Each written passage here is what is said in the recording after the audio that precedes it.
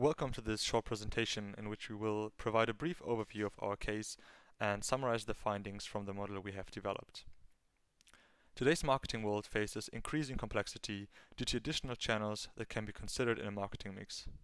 It becomes more and more challenging to allocate the limited marketing budget adequately. Therefore, using marketing mix modeling, we assess the effectiveness of an online retailer's advertising channels and give recommendations on which channels to prioritize. We are building our model for an online retailer that generates an average of 6.5 million website visits per week. This approximately equals the website visits of leading German online fashion retailers like Zalando. We aim on identifying the incremental website visits that were generated by the retailer's advertising expenses. 2 online channels and 2 traditional channels were considered. The expenses for the traditional channels exceed the ones for the online channels by at least 23%. TV is by far the most expensive channel, with 61% of the total budget being allocated. By considering the advertising expenses in relation to the market response, we answered 3 questions relevant for the retailer's marketing managers. Firstly, to what extent do the different marketing channels contribute to generating website traffic? Second, for which channels should the spending be increased or decreased to optimize the output with a limited budget? And lastly, how effective is cross-channel advertisement for the online retailer?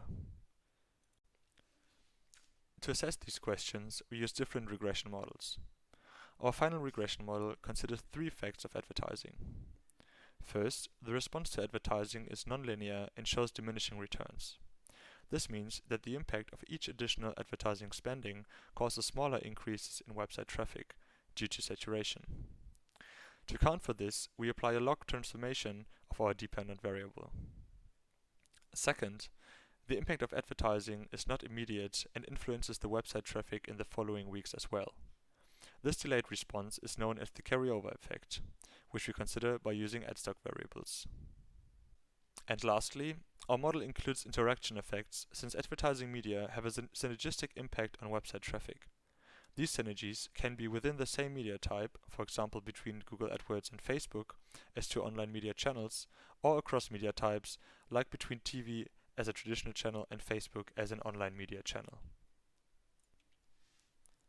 With our model, we can derive several findings. Firstly, we observe positive significant main effects of Facebook and Google AdWords on the retailer's website traffic. In contrast, we find a negative significant main effect of TV advertising on website traffic. When considering only the main effects, the results suggest that the retailer should spend all advertising on digital channels. When investigating the interaction effects, we observe a positive cross-channel interaction between Facebook and TV on traffic.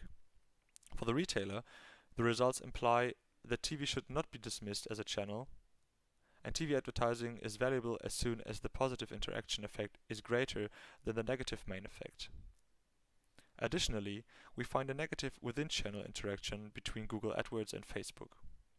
Nevertheless, the retailer should continue to use both digital channels because the negative interaction is significantly lower than the 2 positive main effects of those channels on traffic. Marketing researchers frequently point out that negative advertising effects can be caused by the content and the lack of integration between the channels. Hence, we recommend the retailer to review their advertising content and campaign integration.